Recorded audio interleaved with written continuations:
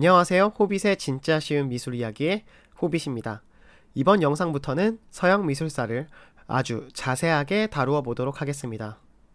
1년 안에 끝낼 수 있을까? 자, 긴 말 필요 없이 바로 시작합니다.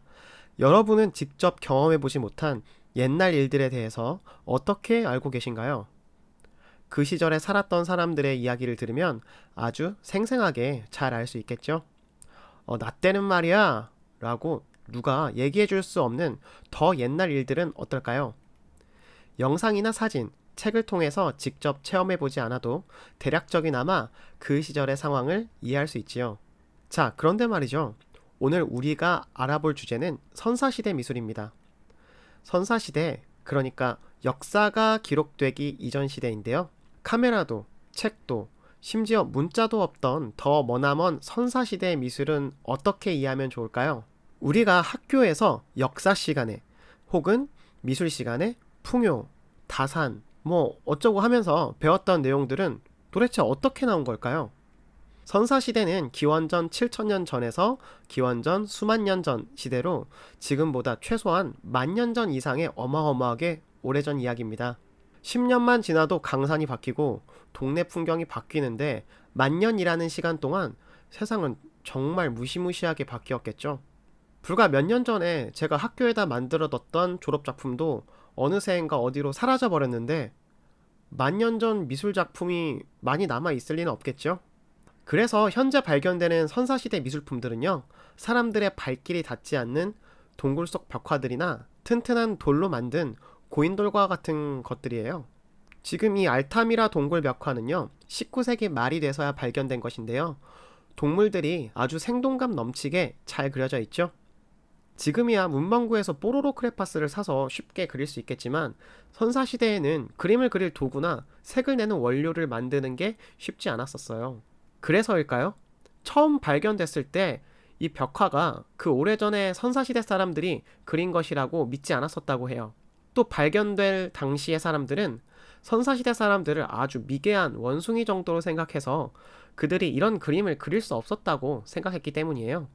이후에 탄소 연대 측정법 등의 기술이 발명되면서 이 벽화가 약 기원전 16,000년경에 만들어진 것이라고 증명되면서 사람들은 선사시대에도 이렇게 생동감 있는 그림을 그릴 수 있었다라는 사실을 인정하기 시작했습니다.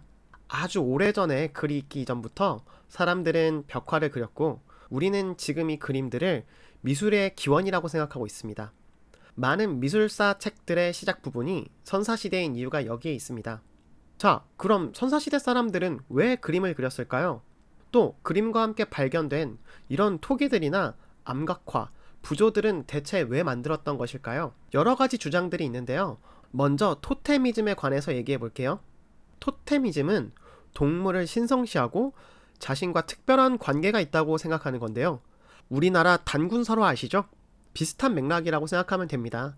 자신의 부족과 각별한 관계가 있다고 생각한 동물들을 그렸다고 보는 입장이죠. 또 사냥 연습용이라고 보는 입장도 있습니다. 사냥을 나서기 전에 안전한 동굴에 동물을 그려놓고 이곳에서 연습을 했던 것이지요. 혹은 자신을 상처 입히거나 부족을 다치게 만든 동물에 대한 복수의 의미였을지도 모릅니다. 싫어하는 사람 얼굴을 붙인 인형의 저주를 하는 것처럼 말이지요.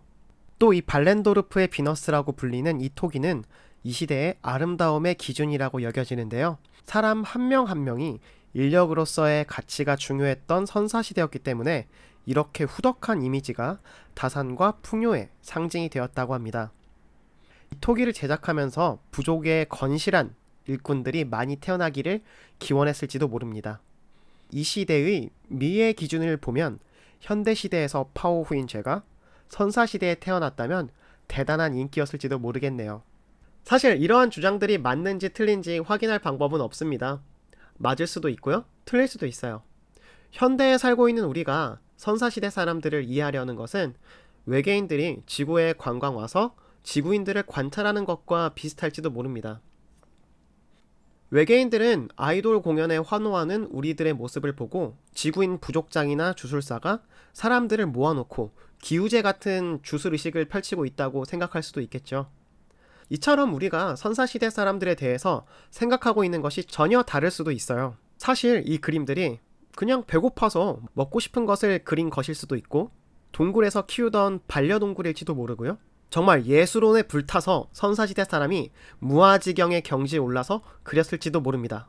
아니면 이 동굴이 현대시대의 인스타그램처럼 여러 부족들이 소통하는 곳이어서 자기 부족 재산을 자랑하는 그림을 그려놨을 수도 있어요. 또 이 토기는 풍요와 다산을 기원한다기보다는 어쩌면 그냥 그 당시의 성인물이었을지도 모릅니다. 어때요? 우리 열린 결말의 드라마를 보고 그 이후를 상상해보곤 하죠? 선사시대 사람들의 작품을 보고 이런저런 상상의 나래를 펼쳐보는 건 어떨까요?